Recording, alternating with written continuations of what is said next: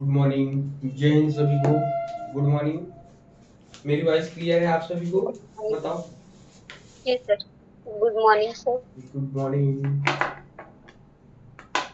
चलिए हम लोग स्टार्ट करते हैं अपनी क्लास। सबसे पहले आप सभी का इस शिक्षा संवाद समूह में स्वागत है, जिसमें हम लोग जूम क्लासेस के थ्रू अपनी बातों को एक दूसरे के साथ शेयर करते हैं।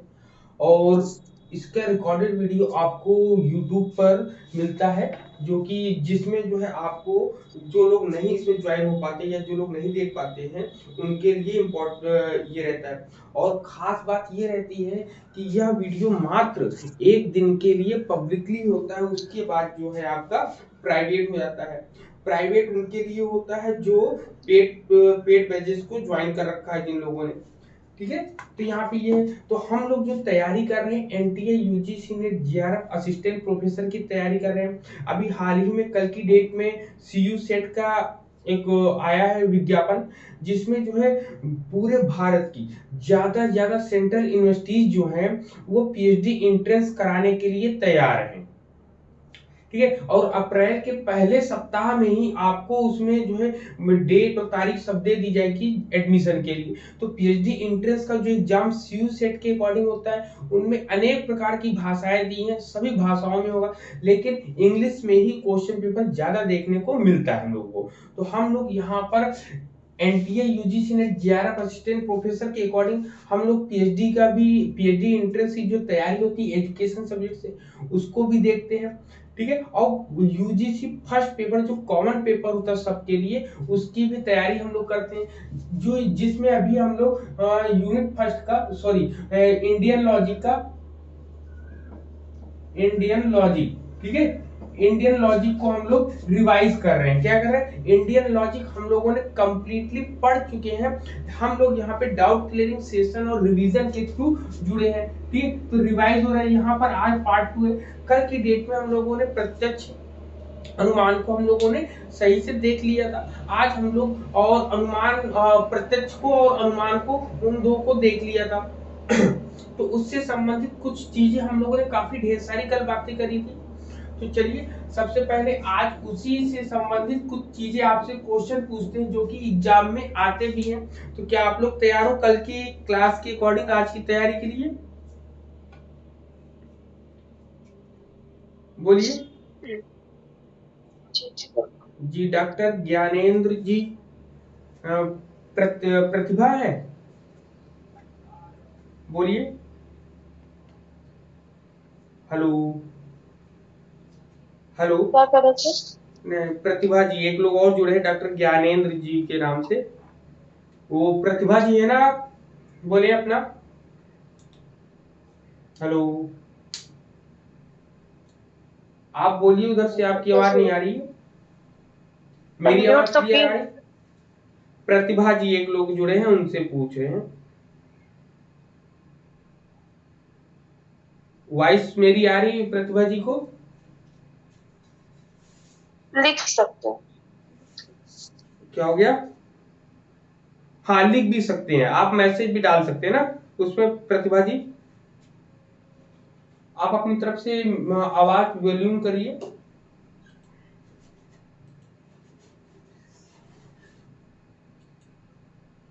अनम्यूट तो है सर, बस आवाज नहीं आ रही उनकी। हाँ उनकी हेलो आवाज नहीं आ रही है। हेलो। हाँ, आ रही हाँ अभी आई। बोलिए बोलिए। गुड मॉर्निंग सर, आपकी वॉइस बिल्कुल क्लियर है सर। ठीक है, क्लियर है, ठीक है, ओके ओके।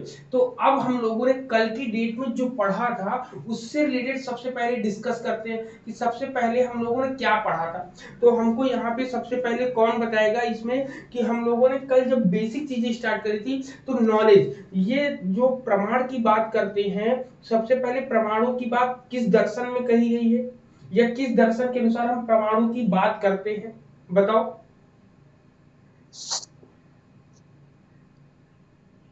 सर प्रमाण तो सभी दर्शन में बात की है।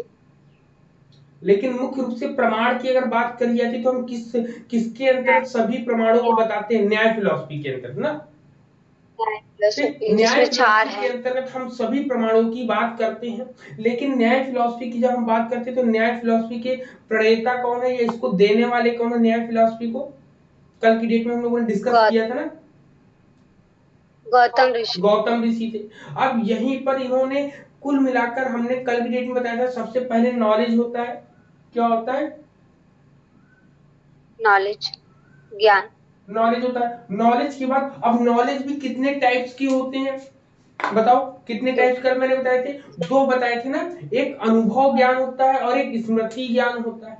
ठीक, इन ज्ञानों के इन दो, ये जो नॉलेज होता है आपके, नॉलेज के टू टाइप्स हमने बताए थे। ठीक, एक एक्सपीरियंस होता है, एक मेमोरी लेवल पे मेमोरी वाला ज्ञान होता है। मतलब कुल मिला के दो प्रकार के नॉलेज इन्होंने बताए थे, एक अनुभव बताया था और एक स्मृति बताया था। अनुभव के आधार पर कोई भी चीज होती है वो यथार्थ होती है, वास्तविक होती है, जिसको हम लोग कहते हैं प्रमा।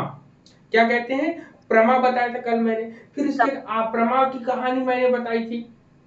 अब प्रमा और अप्रमा में, प्रमा क्या होता है? जो वास्तविक ज्ञान होता है, जो यथार्थ रूप में दिखाई देता है, जिसको हम आंखों से देख सकते हैं, इंद्रियों से, अपनी इंद्रियों के माध्यम से उसको रियलाइज कर सकते हैं, महसूस कर सकते हैं, तो वो प्रमा होती है। जबकि अप्रमा की बात हम करते हैं तो अप्रमा जो है अयथार्थ रूप में होती है। इसमें हमेशा संशय बना होता है, इसमें हम तर्कों के आधार पर किसी बातों को करते हैं।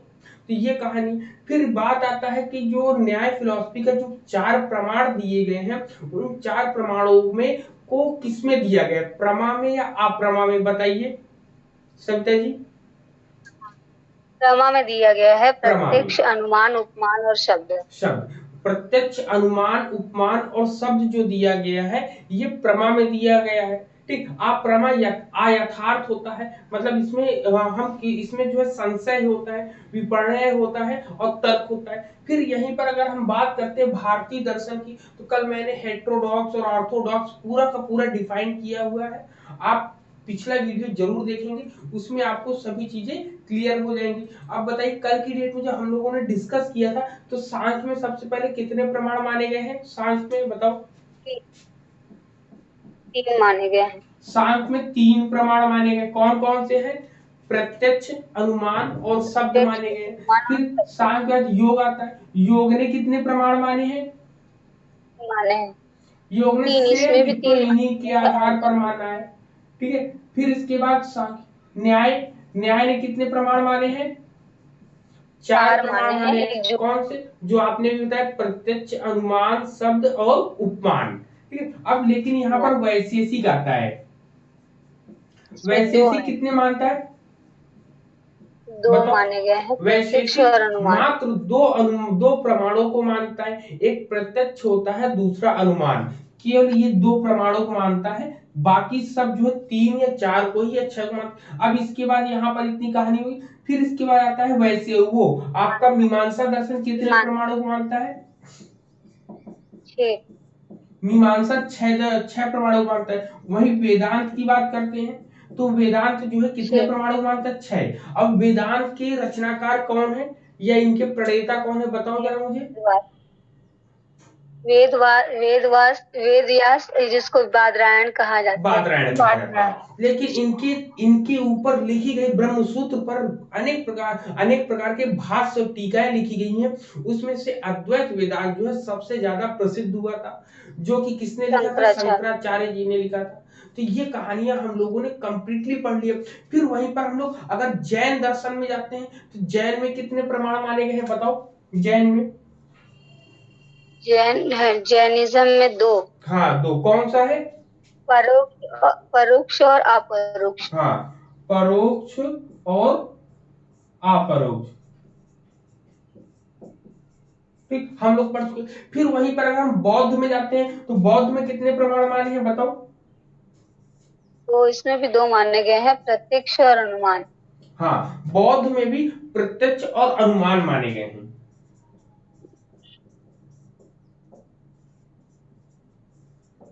ठीक, एक ये और 2 बच माने गए, गए। चारवाक। तो ये पूरे, हाँ, चारवाक ने केवल माना है, चारवाक ने केवल क्या माना है? प्रत्यक्ष, प्रत्यक्ष माना है। प्रत्यक्ष को माना। ठीक, तो इतने दर्शन हम लोग आगे पीछे, मतलब इसके पीछे हम लोग पूरा का पूरा पढ़कर यहाँ तक पहुंचे, तो पूरी की पूरी चीजें हम लोगों ने डिस्कस कर रखी है। क्लियर? फिर इसके बाद हम लोगों ने उसमें प्रत्यक्ष में कई चीजें बात करी थी, जिसमें हम लोग डिस्कस करेंगे सबसे पहले इसमें कि यहाँ पर हम लोग आज जो बात करेंगे वो है सबसे पहले अनुमान के 5 पंचावयव है ना, सिलोजिज्म का हम लोगों ने बात करी थी। तो एग्जाम में क्वेश्चन आता है कि सिलोजिज्म के जो 5 सिलोजिज्म आप लोगों ने पढ़े हैं उसका क्रम क्या है। क्रम बताओ क्या होगा। प्रतिज्ञा। क्या? हाँ, सबसे पहले प्रतिज्ञा आती है, फिर हेतु का, फिर हेतु आएगा, उदाहरण, फिर आप फिर क्या आएगा, धारणा, उदाहरण आएगा, फिर इसके बाद क्या आएगा आपका बताओ। नया, उपनय। उपनय, हाँ, निगमन। फिर इसके बाद 5वें नंबर पे आपने क्या बताया, निगमन। निगमन। निगमन। ये जो है एग्जाम में क्वेश्चन आता है, इसके क्रम को पूछने को यूजीसी के फर्स्ट पेपर में आपका स्टेप लगाने को आता है, इससे रिलेटेड आपको। ठीक है, तो हम लोगों ने कल इसके बारे में पूरी की पूरी डेफिनेशन, पूरी की पूरी बातें हम लोगों ने कल डिस्कस कर ली थी। क्लियर है कि नहीं सबको ना। अब आज हम लोग क्या कैसे करेंगे, क्वेश्चन आता है, हाँ, क्या अब आता है, न्याय के सब चीजें अनुसार आपने जो बता दी। व्याप्ति है, व्याप्ति के ऊपर ही पूरी की पूरी कहानी, पूरी की पूरी कहानियां, पूरी की पूरी बातें अगर देखा जाए तो अनुमान का जितना भी चीजें सब इसी पर आधारित है। तो आज चलिए, आज हम लोग इसी से रिलेटेड बात करेंगे। ठीक है, इससे रिलेटेड अब किसी कोई डाउट तो पहले पढ़ा चुके हैं, जिनको डाउट होगा वो पूछ लेंगे, और इनकेस नहीं समझ में आएगा तो आप पिछला वीडियो भी आप लोग जरूर देखेंगे, और कॉपी पेन लेकर जरूर बैठे ताकि आप अपने चीजों को नोट कर सके।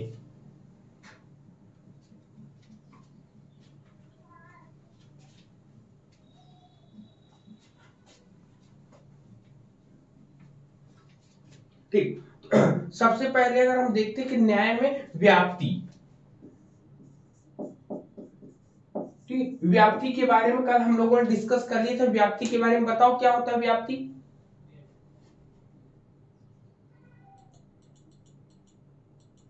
हेलो, हेलो, जी सर। हाँ, व्याप्ति के बारे में बताइए। यदि बताओ। दो वस्तुओं के बीच आवश्यक बता और दी। सामान्य संबंध को व्याप्ति कहते हैं। हाँ, मतलब न्याय के मतानुसार व्याप्ति की स्थापना इन्होंने 6 विधियों के द्वारा पूरी की है। मतलब कुल मिला के 6 चीजों को ये आपके सामने रखते हैं और इसी के आधार पे चीजें व्याप्ति का संबंध जो है बताते हैं।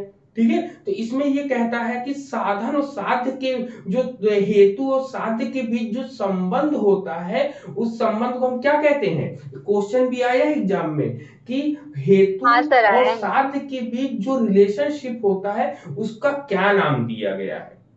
ठीक है, तो ये व्याप्ति है।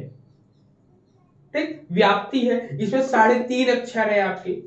ठीक, व्याप्ति आपका। अब यहां पर कहा जाता है कि व्याप्ति जो है मुख्य रूप से कितने विधियां मानता है, तो 6 विधियां मानता है। सबसे पहले यही जो ये जो व्याप्ति के संबंध, जो व्याप्ति के विधियां हैं, इसी से रिलेटेड क्वेश्चन आते हैं एग्जाम में आपके। ठीक है, अभी इससे पहले 15 क्वेश्चन जो हमने सॉल्व कराया था, तो उस 15 क्वेश्चन में इससे रिलेटेड क्वेश्चन आया था। सबसे पहला होता है अन्वय। ठीक, सबसे पहले होता है अन्वय होता है। ठीक है, अन्वय, अन्वय के बाद दूसरा क्या होता है, व्यतिरेकी।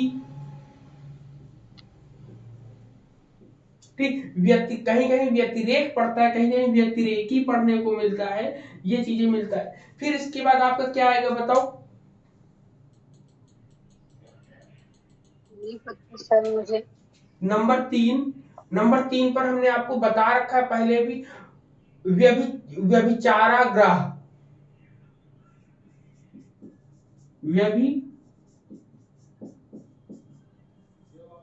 व्यभिचाराग्रह कहते हैं। ठीक है, जिसको एडल्ट्री भी बोलते हैं। ठीक, एडल्ट्री, इसको व्यतिरेकी को व्यतिरेकी ही बोलते हैं।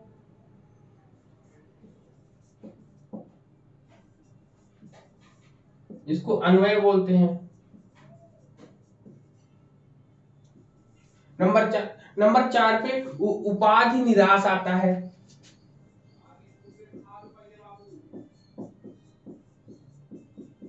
उपाधि निराश आता है।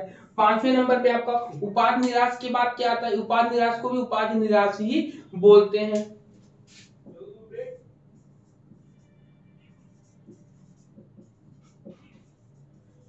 उपाधि निराश होता है। 5वें पॉइंट पे आपका क्या आता है,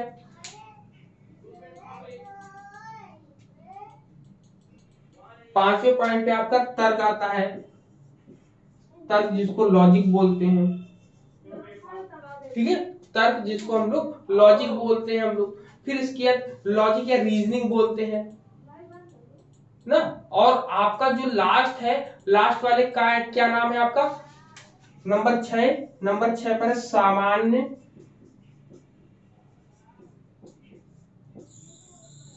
लक्षण प्रत्यक्ष।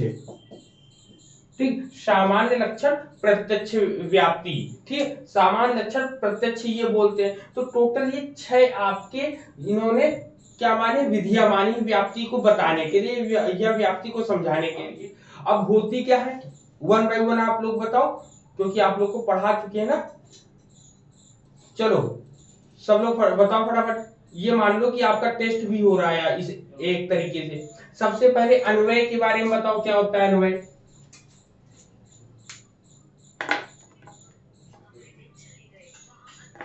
सर, एक वस्तु के भाव से एक वस्तु के भाव में दूसरे वस्तु के भाव का पता चलना। हाँ, एक है तो दूसरे अपने आप आ जाएगा। हाँ, आपने जैसे बताया कि एक वस्तु के भाव से दूसरी वस्तु का भी भाव होना अन्वय कहलाता है। मतलब कह रहा है कि the meaning of one object to the other is also called अन्वय। क्लियर, ठीक है। धीमा करो, धीमा करो उसको, ठीक है। यहां पर ये हो गया। सबसे पहले वो क्या बोला गया कि एक वस्तु के भाव से दूसरी वस्तु का भाव भी होना अन्वय कहलाता है। अब इसको एग्जाम्पल के थ्रू कैसे समझेंगे, एग्जाम्पल कोई दो जरा आप लोग, वही आग और धुआं वाला दीजिए जरा। जी सर, अगर धुआं है तो वहां आग होगा ही होगा। धुआं को देखकर आग का अनुमान लगा लेना। जहां जहां धुआं होगा वहां वहां आग है। ये क्या है, ये कह रहा है कि यह पाश्चात्य मतलब पिछले कहीं आपने देखा होगा कि जहां जहां आग जलती है वहां धुआं होता है। ये आपने पहले कहीं देख रखा है ना। और जब आपने पहले कहीं ये चीजें देख, इन दोनों का संबंध आपने पहले कहीं देख रखा है, तो अन्वय में भी ये कहता है दोनों में से अगर कोई भी एक चीज मिल जाएगी तो दूसरे का हम अनुमान तुरंत अनुमान कर लेंगे। ठीक है, अब जैसे धुआं दिख रहा है तो हम समझ जाएंगे पूर्व में कि हमें पता है कि आग जहां लगती है वहीं पर धुआं दिखता है। तो इसको बोला गया है मेथड्स ऑफ एग्रीमेंट।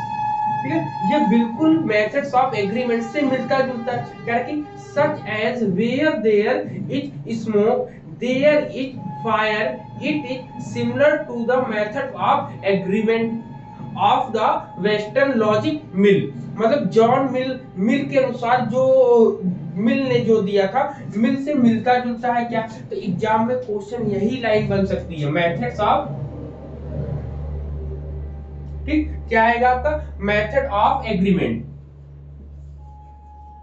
ठीक है, तो ये लाइन याद रखिएगा कि यहां पर ये क्वेश्चन बन सकता है।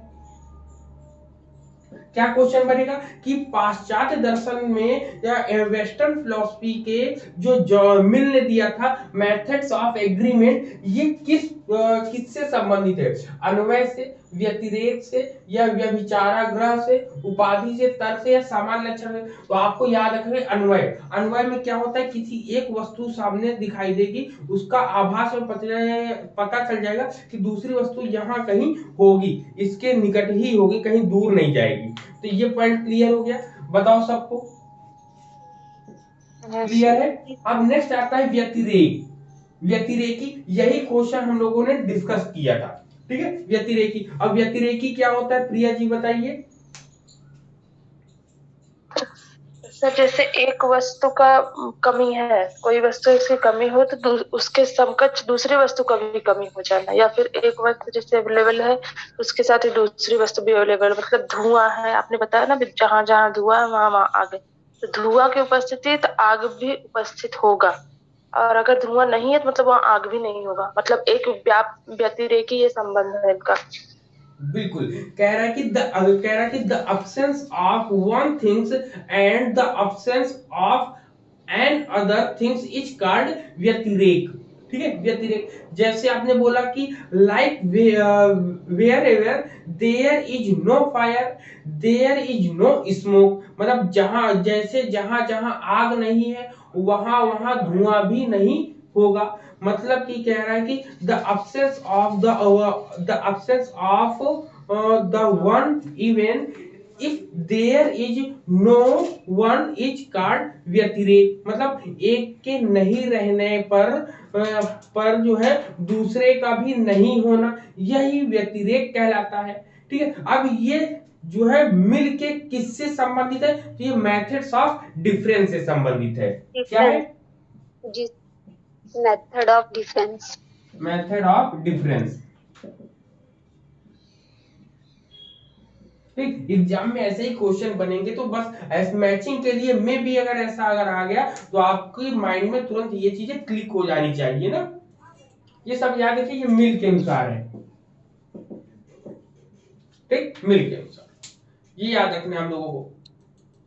ठीक, अब यहाँ पे इन दोनों में संबंध क्या होगा, इन दोनों में संबंध को भी हम देख लेते हैं। इन दोनों के संबंध को अगर हम देखेंगे तो ये कहा जाता है joint method of agreement and difference.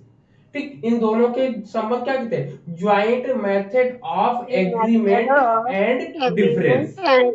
Difference मतलब कि दोनों जब साथ में सम्मिलित हो जाते हैं तो इसको उन्होंने बोला है व्यतिरेक, मतलब अन्वय और व्यतिरेक बोला। अब आता है नेक्स्ट आपका व्यभिचाराग्रह, एडल्ट्री जिसको बोलते हैं। अब ये क्या होता है? एडल्ट्री के बारे में बताइए। शैलवी, एडल्ट्री के बारे में पता है?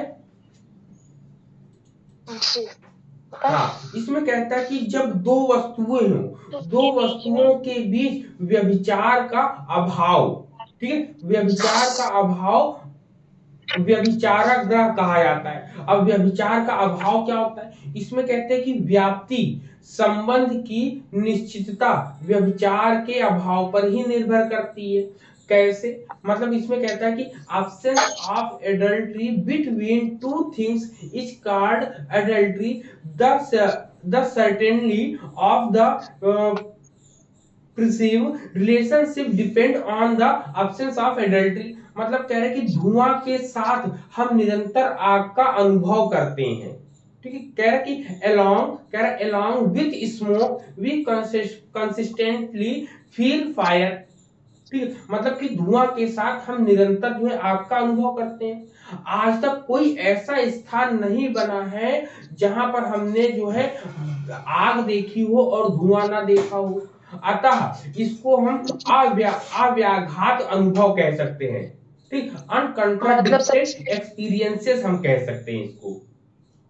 इसमें ये कहा गया कि मतलब व्यभिचार मतलब बताया था मैंने कि व्यभिचार का मतलब होता है चंचलता का अभाव। मतलब जो वस्तु है दोनों में हमेशा सामान्य रूप से वही चीज संबंध देखी गई, वही व्याप्ति देखी गई। अगर वहां पे कंट्राडिक्शन कहीं देखने को मिल जाता, मतलब एक जगह देखा गया दूसरी जगह अलग है, तो दिक्कत होती। लेकिन हमेशा अव्याघातक अनुभव रहा है, मतलब अनकंट्राडिक्टेड एक्सपीरियंस रहा है, कभी भी अलगाव नहीं मिला। तो ये व्यभिचाराग्रह हुआ, व्यभिचार के अपोजिट होता है। मतलब हमेशा वही सामान्य संबंध हर जगह देखने को मिला। अनकंट्राडिक्टेड, ठीक है, एक्सपीरियंस, ये याद रखिएगा, अनकंट्राडिक्टेड एक्सपीरियंस। अब उपाधि निराश क्या होता है? तो उपाधि निराश में बताया गया है कि इसमें जो है व्याप्ति संबंध के लिए न्याय के अनुसार अनौपाधिक संबंध का होना आवश्यक है। अब इसमें क्या कह रहा है कि यदि दो घटनाओं का संबंध यदि किसी उपाधि पर निर्भर करे तो उनके बीच संबंध को व्याप्ति संबंध नहीं कहा जा सकता, क्योंकि यदि कोई आग को देखकर धुआं का अनुमान करे तथा दोनों के बीच व्याप्ति संबंध स्थापित करे तो उसमें दोष हो जाएगा। क्यों? क्योंकि आग जो है धुएं को तभी पैदा करती है जब वह उसको जलाएगी या जली हुई मतलब भीगी हुई लकड़ी होगी या जलवान वाली कोई जलने वाली वस्तु होगी तभी तो वो जलेगी। मान लो लकड़ी जलेगी नहीं तो उसको आप क्या करोगे, उसमें धुआं ही धुआं निकलेगा। या एकदम सूखी सूखी लकड़ी ला दोगे तो जल के खत्म हो जाएगा, उसका धुआं निकलेगा ही नहीं। तो इसीलिए इसमें कहा गया है कि इसमें हम यह नहीं कह सकते हैं कि जहां जहां आग होगी वहां वहां धुआं होगा। यहाँ पर इन्होंने इसका विरोध किया है। सर एक बीच में उपाधि ले रहे हैं, उपाधि ले रहे हैं, ये मतलब से अगर धुआं हमको दिख रहा है इसका मतलब नहीं है मतलब कि आग जले जाए, क्योंकि आग जलता तो धुआं ना होती। वहां पर जलावन भीगा, मतलब जलने वाली जो चीज है, जो भी जलावन है वो भीगा हुआ है, इसीलिए धुआं हो रहा है। हमें बीच में ये भी समझना चाहिए कि एक बीच में भी वस्तु है कि जलावन जल तो रहा है लेकिन वो भीगा हुआ है, इस वजह से इतना धुआं है। मतलब कि जब कभी आग में दोष हो जाएगा तभी धुआं निकलेगा। दोष का मतलब कि लकड़ी जलने में कंप्लीटली नहीं जलेगी, जब कंप्लीटली नहीं जलेगी तो वो ऑटोमेटिक उसमें धुआं निकलेगा। मतलब कुल मिला के इसमें फैल्सी आ जाएगी, इसमें दोष आ जाएगा, तब जाके जो है धुआं निकलता है। तो ये बताना चाहता है। ठीक है, समझ में आ रहा है यहाँ पर इतनी चीजें। अब आता है इसके अब तर्क। तर्क में क्या होता है, तर्क में क्या बोला गया है बताओ। तर्क में तो आप लोग भी बता सकते हो अच्छे तरीके से, बताओ।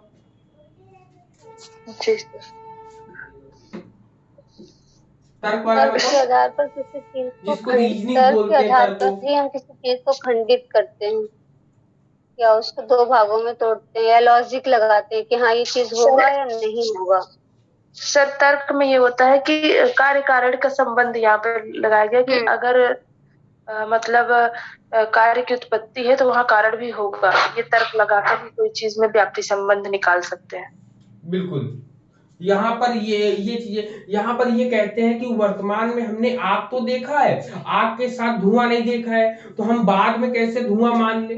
किसी ने लकड़ी में दोष नहीं देखा है और इस दोष ना होने की वजह से धुआं उसने नहीं देखा तो कभी मानेगा नहीं। अब मान लो कोई घर में रहता है और उसने कभी लकड़ी जलती हुई ना देखी, उसने गैस को ही जलाते हुए देखा हो, तो गैस में तो कभी धुआं निकलता ही नहीं है, गैस चूल्हा में। तो ये वो जो है कुछ लोग इसको नहीं माने। तो ये तर्कों के आधार पर अपनी बातों को रखने की बात करते हैं यहाँ पर। ठीक है, फिर सामान्य लक्षण क्या होता है। सामान्य लक्षण प्रत्यक्ष, इसको बता रखा हूं मैं पहले से ही, बताओ आप लोग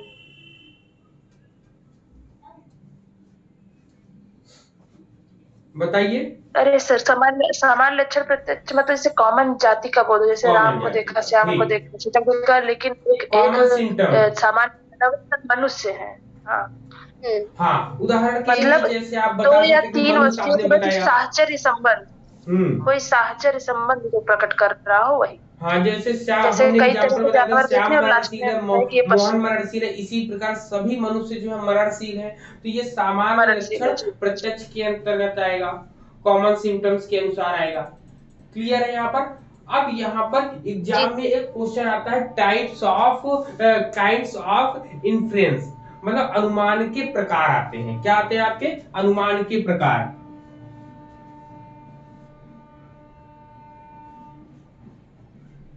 अनुमान के प्रकार। अब बताइए अनुमान के प्रकार कितने होते हैं? मुख्य रूप से दो होते हैं आपके, स्वार्थानुमान, परार्थानुमान। हाँ, जिसको बोलते हैं सेल्फ एस्टिमेशन।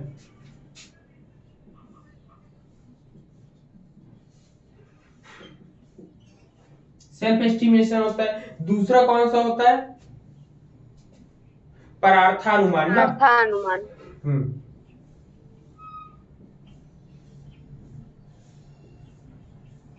परार्थानुमान होता है, इसको स्वार्थानुमान बोलते हैं,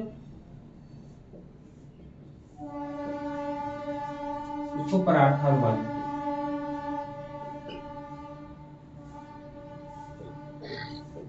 ठीक है, ये होता है। अब इसमें क्या होता है इन दोनों में, अब इसकी कहानी अब बताओ, इसकी कहानी अब आप लोग जानो कि स्वार्थानुमान में क्या होता है। सबसे पहले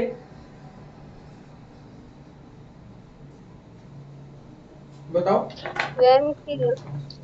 जब मनुष्य अपने लिए कोई अनुमान करे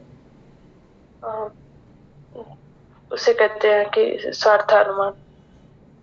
हाँ, इन्फ्लुएंस इसको बोल सकते influence for one self, influence अपने फॉर लिए अनुमान करे अनुमान और दूसरे की शंका का समाधान के लिए अनुमान लगाए जिससे परार्थ। वन सेल्फ क्या कहते हैं, इन्फ्लुएंस फॉर वन सेल्फ, मतलब कि स्वार्थानुमान को ये कह सकते हैं कि जब मनुष्य जो है निजी ज्ञान की प्राप्ति के लिए अनुमान करता है, जैसा कि प्रिया जी ने आप लोगों को और हमको बताया, तो इसको बोलते हैं influence for self one self के ना कहा जाता है। इसमें स्वार्थानुमान में वाक्यों को क्रमबद्ध रूप में रखने की आवश्यकता नहीं होती है, तो इसमें क्या होता है कि सेल्फ के केवल मुझे समझना, किसी और को समझाना नहीं है। तो पहाड़ पर धुएं को देखकर यह अनुमान किया जा सकता है कि वहां आग होगी। अब इसका क्रम लगाकर हम बताएं कि अनुमान के आधार में पहले अनुभव करें, जब भी हमने धुएं को देखा तब हम उसे अग्नियुक्त पाया जाए। तो ऐसा इसलिए ऐसा कुछ नहीं, बस उन्होंने माना कि हमें समझ में आना चाहिए, इसलिए हमने उसको समझ लिया। क्लियर है ये पॉइंट? बताओ परार्थानुमान में क्या होता है? परार्थ में जब हम दूसरों को समझाने की कोशिश करते हैं, हाँ, दूसरों के निमित्त किया जाता है, मतलब दूसरे के अकॉर्डिंग। कह रहा है कि परार्थानुमान is done for the sake of other. ठीक है, इसमें कहता है कि when we take the help of influence to clear the doubts of others, then that estimate is called परार्थानुमान। मतलब जब हम दूसरों की शंका को दूर करने के लिए अनुमान का सहारा लेते हैं, तो बिल्कुल सही है। दूसरों की शंका का क्या लिखेंगे, दूसरों की प्रॉब्लम या दूसरों की शंका का समाधान। ठीक, दूसरों की शंकाओं का समाधान करने के लिए जब हम अनुमान का सहारा लेते हैं तो उसको परार्थानुमान बोलते हैं हम लोग। ठीक है, और परार्थानुमान के लिए पंचावयव की बात करी तो याद रखिएगा, ये पंचावयव की जो बात, 5 सिलोजिज्म की जो हम लोग बात करते हैं, तो 5 सिलोजिज्म इसी में आता है। जी सर। ये भी लाइन याद रखिए कि एग्जाम में ये क्वेश्चन भी पूछ सकते हैं ना कि 5 सिलोजिज्म किसमें आएगा आपका, इन दोनों में आएगा या पूछेगा एक में आएगा या दोनों में आएगा, तो इस तरीके से पूछ लिया जाएगा। तो आपको यहाँ पर इसको भी ध्यान रखना है आपको। क्लियर है यहाँ पर? कल मैंने क्वेश्चन काफी ढेर सारे बता दिए थे आपको, क्लियर हो गए होंगे यहाँ पर।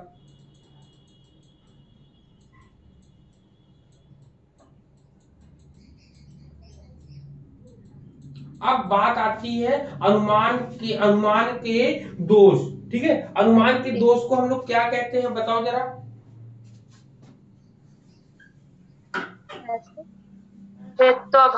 हेत्वाभास। यही एग्जाम में और भी इंपॉर्टेंट हो जाता है।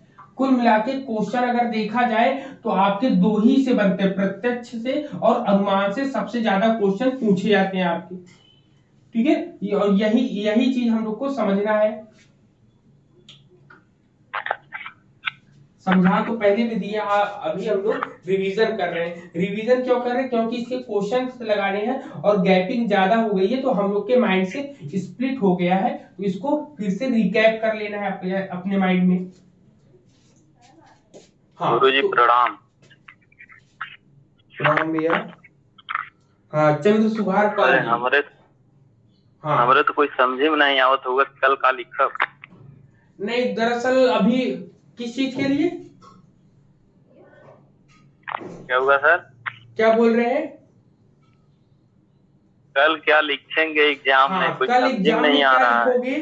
उसके लिए भी आपको कॉम्पिटिटिव में पूरी की पूरी चीजें, वेस्टर्न फिलॉसफी जो है, पूरी की पूरी वेस्टर्न फिलॉसफी आपको पढ़ा दी जाएगी ना। अभी ये मॉर्निंग का टाइम है जिसमें इंडियन लॉजिक हम पढ़ा रहे हैं एनटीए यूजीसी नेट के अकॉर्डिंग पेपर फर्स्ट में। अभी आपकी क्लास को शेड्यूल हम करेंगे कुछ समय बाद, जिसमें जो है आपको कॉम्पिटिटिव वे में जितना भी है यूनिट फर्स्ट या पेपर फर्स्ट को पूरा पूरा हम पढ़ा देंगे। एमए एजुकेशन के अकॉर्डिंग जो है ना आपका जो एग्जाम होने वाला है कल की डेट में, आज हम उसको पूरा कॉम्पिटिटिव वे में पढ़ा देंगे, जिसमें आपको आदर्शवाद, यथार्थवाद, प्रकृतिवाद, प्रयोजनवाद, अस्तित्ववाद और मार्क्सवाद, ये 6 आपके में आएंगे और 6 के 6 को हम इसमें पढ़ा देंगे आपको। क्लियर है? अच्छा, ये बीएड वाला ही आएगा क्या?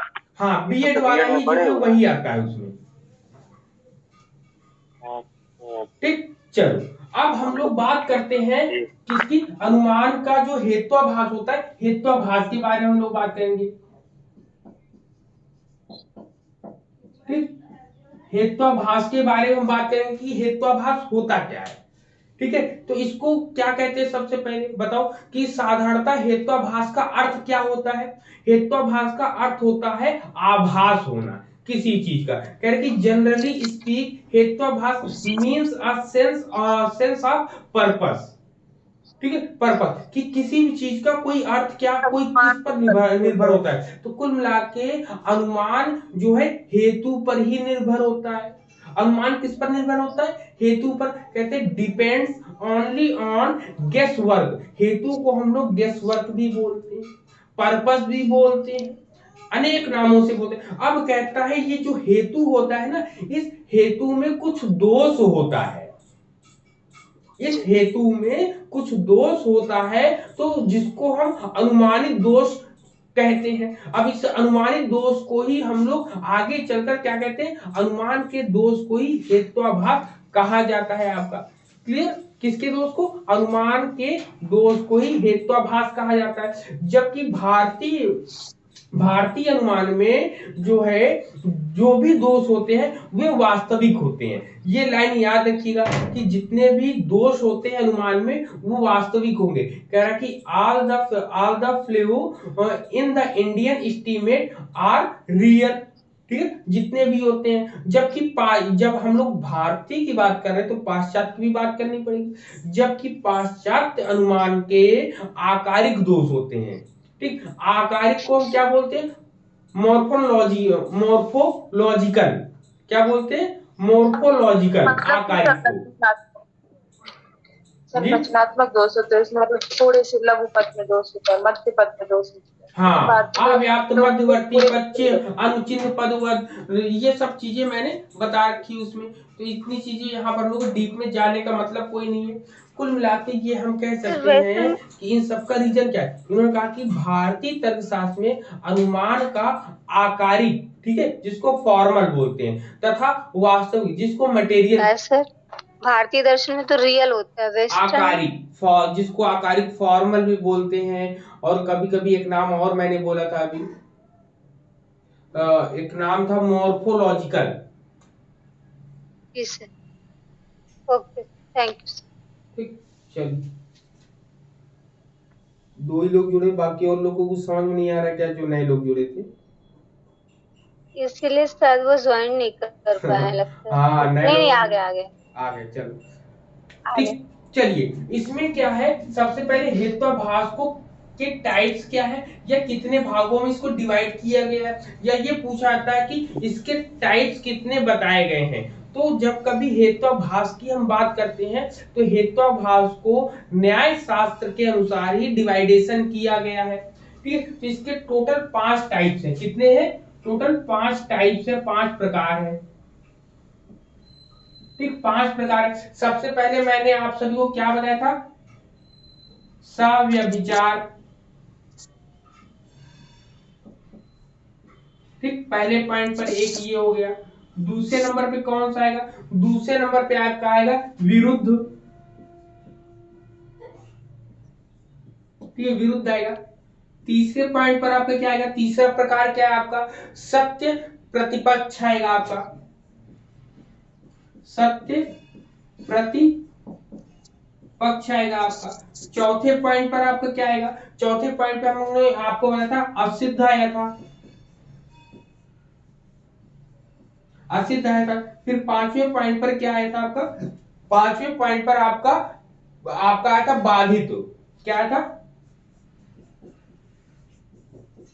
बाधित आया था, इसको मैंने अपनी क्लास में आपको पूरा का पूरा पढ़ा रखा है, ठीक है। जिनको नहीं समझ में आएगा वो पिछली क्लासेस में आप YouTube में जाएंगे, YouTube में आपका पूरा का पूरा बना होगा उसमें, तो उसमें आप जाएंगे यूजीसी फर्स्ट पेपर में, फर्स्ट पेपर आप क्लिक करेंगे, उसमें पूरे वीडियो मिलेंगे ये आपको इंडियन लॉजिक से रिलेटेड, ठीक है। तो सबसे पहले इसको साव या विचार को हम एडल्ट्री बोलते हैं,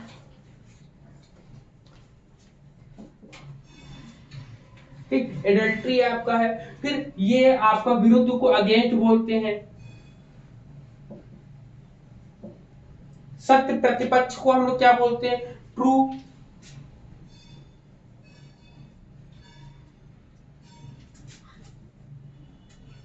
ठीक है, ट्रू। और क्या बोलेंगे, counter, true counter part, true counter part होता है आपका। फिर असिद्ध को हम लोग क्या बोलेंगे, इम्परफेक्ट हम बोलेंगे, इम्परफेक्ट बोलेंगे, इम्परफेक्ट बोलेंगे। और बाधित को हम लोग क्या बोलते हैं, इंटरप्टेड, ठीक है, इंटरप्टेड बोलते हैं, इंटरप्टेड होता है। तो इतनी चीजें इसकी बातें हम लोगों ने बात करी थी, क्लियर है यहाँ पर बताओ सबको, इतने पॉइंट्स हम लोगों ने पहले से ही क्लियर कर रखे हैं,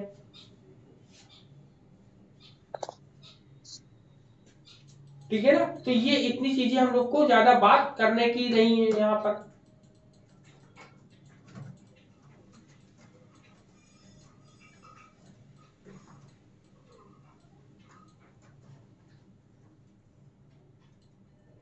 लिख लिया सब लोगों ने,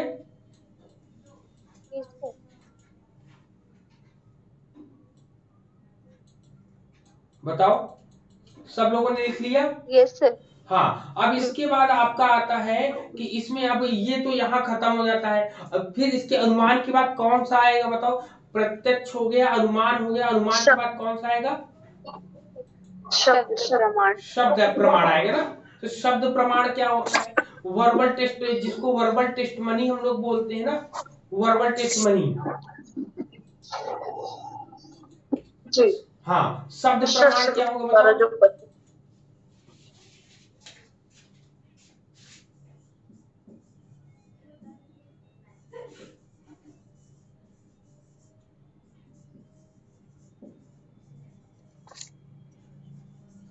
ठीक, वर्बल टेस्ट मनी में क्या होगा बताओ सबसे पहले सर। किसी व्यक्ति द्वारा जो शब्द कहे जाते, हर शब्द को नहीं माना जाएगा। जब कोई व्यक्ति विश्वसनीय हो, जैसे गीता का उपदेश दिया कृष्ण जी ने, तो उनके वचन को आप्त वचन माना जाएगा, उस शब्द प्रमाण में आ सकता है, क्योंकि वो यथार्थ ज्ञान है। लेकिन व्यक्ति पुरुष, वो जो व्यक्ति उसको कह रहा हो, वो आप्त व्यक्ति होना चाहिए, मतलब हमारे विश्वास का होना चाहिए, जिसपे हम विश्वास कर सकते। कुल मिला के आपके कहने का मतलब इसके दो पार्ट्स होते हैं। सबसे पहले तो ये जानेंगे कि सभी पुरुषों के वचनों को शब्द ज्ञान नहीं कहा जा सकता, कि सभी पुरुष लोग, अगर सभी व्यक्ति मतलब इस संसार के सभी मनुष्य कहें तो उसको जो है शब्द ज्ञान नहीं कहा जा सकता। क्यों? क्योंकि शब्द ज्ञान जो होता है एक विशेष ज्ञान होता है, मतलब शब्द ज्ञान के लिए विश्वासी पुरुष का मिलना आवश्यक है, कि यदि हमारे सामने कोई व्यक्ति बोल रहा है तो उसकी बातों में कितनी सच्चाई है, कितनी चीजें सही हैं, इस चीज का हमें समझ होना चाहिए। तो जब हमें विश्वासी पुरुष, मतलब विश्वासी जिसके ऊपर आप पूरा का पूरा बिलीव कर रहे हो, अगर ऐसा व्यक्ति कोई बोलता है तो उसको हम लोग, आपने जो नाम अभी दिया है आप्त वचन, उसी को बोलते हैं। कह रहे कि the statement of the believer are called आप्त वचन, मतलब विश्वासी पुरुष के कथनों को हम लोग आप्त वचन कहा जा सकता है। जैसे कोई व्यक्ति आप्त पुरुष तभी कहा जा सकता है जब उसको किसका हो, देखो यहां पर जैसे आप्त वचन आपने बोला, आप्त वचन बोला, अब आप्त वचन वाले को कैसा ज्ञान हो कि वो आप्त वचन वाला कहलाए, तो यहां पर उसको ज्ञान कैसा हो, ज्ञान के लिए उन्होंने बोला कि यथार्थ हो, यथार्थ ज्ञान हो, ठीक है, जो यथार्थ ज्ञान होगा उसको, मतलब जिसको यथार्थ का ज्ञान होगा वही आप्त पुरुष कहलाएगा, उसी के आप्त वचनों को हम मानेंगे। अब यथार्थ ज्ञान कैसे कहेंगे भाई, हमारे सामने जो चीजें दिखाई देंगी, जो अगर उसने बोला कि हाँ आज ये कल ये काम होने वाला है, अब देखा मैंने कल की डेट में जाके, अरे जो उन्होंने कहा तो वही तो हुआ। अगर मान लो हम बताएं कि ये क्वेश्चन आएगा और एग्जाम देने जाओ और वही क्वेश्चन आ जाए, तो हम आपके लिए क्या हो जाएंगे, आप तो वचन हो जाएंगे, आप तो पुरुष हो जाएंगे। क्यों? क्योंकि यथार्थ ज्ञान मुझे था, मैंने आपको बताया वो कथन, तो वो आपके लिए सही हो गया, तो मुझे यथार्थ का ज्ञान है, इसलिए हम आप तो पुरुष हो जाएंगे और आप हमारे बोले गए द्वारा कथन जो है वो आप तो वचन कहलाएंगे। क्लियर पॉइंट यहाँ पर? यस।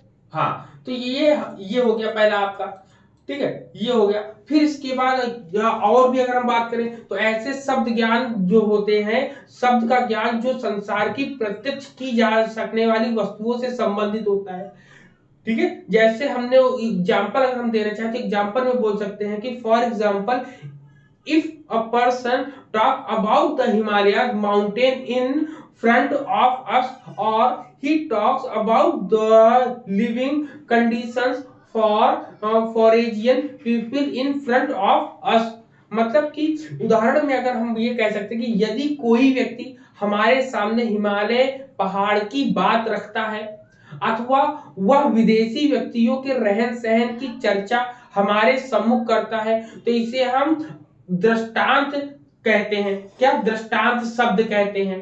क्या कहते हैं? If so is called a visual word. अब दृष्टांत शब्द क्या होता है, हमारे सामने है तो नहीं, लेकिन आगरे के ताजमहल की खूबसूरती के बारे में बता रहा है वो, अब हमने देखा नहीं है, वो अपने अनुसार बता रहा है कि 4 गुंबद होंगे, बीच में एकदम पानी भरा होगा, साइड साइड में फूल लगे होंगे, हमने माइंड में इमेजिन तो किया लेकिन उसको हमने देखा नहीं, इसलिए इसको दृष्टांत शब्द भी कहा जाता है।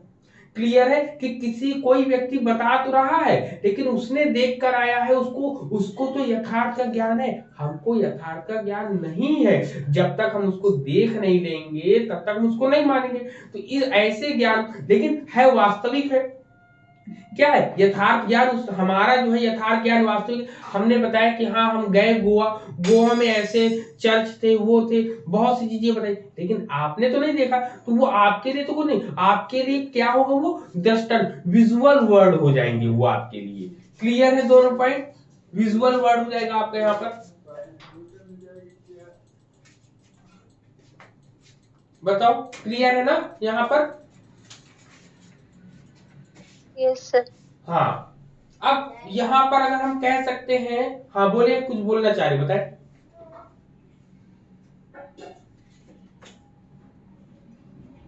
हेलो? नहीं सर, कोई इसमें सांख्य दर्शन की अगर हम बात करें, क्योंकि सभी ने शब्द प्रमाण को माना है, तो सांख्य दर्शन में केवल वैदिक शब्दों को ही स्वतंत्र प्रमाण माना गया। वहीं हम चार्वाक की बात करें तो चार्वाक ने शब्द प्रमाण को माना ही नहीं है, वैशेषिक ने भी शब्द प्रमाण को नहीं माना है, और जो बौद्ध दर्शन में भी शब्द प्रमाण को नहीं माना है। तो ऐसे में सब लोगों ने शब्द प्रमाण को अलग अलग तरीके से ही माना है। एक क्वेश्चन आता है कि आकांक्षा किसे कहते हैं, बताओ। क्या सर? आकांक्षा, आकांक्षा सर व्यक्ति का जो इच्छा होती है उसको, अब ये सर तर्क शास्त्र में आकांक्षा का अलग मीनिंग होता है। हाँ, तर्क शास्त्र में आकांक्षा का एक अलग मीनिंग होती है। आकांक्षा का मतलब होता है जो कभी कंप्लीट ना हो पाए, कि हमारी एस्पिरेशन जो हमेशा बढ़ती जाती है। जैसे कहते हैं कि कोई कहता है कि निकालो, like someone says take it out, इसे मतलब कि इसे पूरा अर्थ नहीं निकलता, मतलब जिससे पूरा अर्थ ना निकले। अब कोई कहे कि आपकी आकांक्षा क्या है, जैसे सर हाँ जैसे सर अभी मान लीजिए कोई घर में हो और टाइम नाश्ता का ना, घर के डेली लाइफ से, तो आपका ला के मतलब कुछ रखा गया आपके पास, और अगर आपको कह दिया पी लीजिए, इट मीन आप अपने आप ही समझ जाइए या तो पानी पीने की बात हो रही है, तो चाहे कुछ भी पीने की बात हो रही है, तो वहां पे शॉर्टकट ही बोला गया है कि भाई पी लीजिए। बिल्कुल। अब वहां पे आपके समझने पे है कि आगे का आप जोड़ लेंगे, तो आकांक्षा यही है कि हाँ, वाक्य पूरी तरह सार्थक ना हो, लेकिन आप पारस्परिक संबंध फिर जोड़ लें उस चीज जोड़ से, ले। जैसे यही कहा आपके जा घर रहा में होगा। चोर आया, आपने कहा चोर को, जैसे ही आपने कहा चोर को, तो कुछ लोग तो उठ के देखेंगे और कुछ लोग जो है तुरंत उठ के पकड़ने के लिए तैयार हो जाएंगे। तो ये हमारे समझ का फेर है ना, हमें समझ में मतलब इसके अर्थ को हम इनकम्प्लीट मतलब इस अर्थ को स्पष्ट नहीं करता है, ये कुल मिला के ये कह सकते हैं हम लोग ना। आकांक्षा ये वर्ड आ सकता है एग्जाम में, क्योंकि एक बार आया है शायद ना। तो ये हो गया आपका। तो चलिए आज ये 3 हो गए। कल की डेट में उपमान, अर्थापत्ति और अनुपलब्धि कंप्लीट हो जाएगी। उसके बाद हम लोग क्वेश्चन पेपर लगाना शुरू कर देंगे इसके प्रमाण वाले। क्लियर? ठीक है। हेलो, ठीक है ना? ठीक है ना? हाँ चलिए ठीक है। तो आज अभी यहीं तक रखते हैं, फिर शाम की क्लास अपने टाइम पर ही होगी 9 बजे। ठीक है, 5 बजे का शेड्यूल जैसा टाइम होगा वैसा हम रखेंगे ना। चलिए ठीक है। जी good day. Yes thank you sir. Thank you. जय हिंद सबको।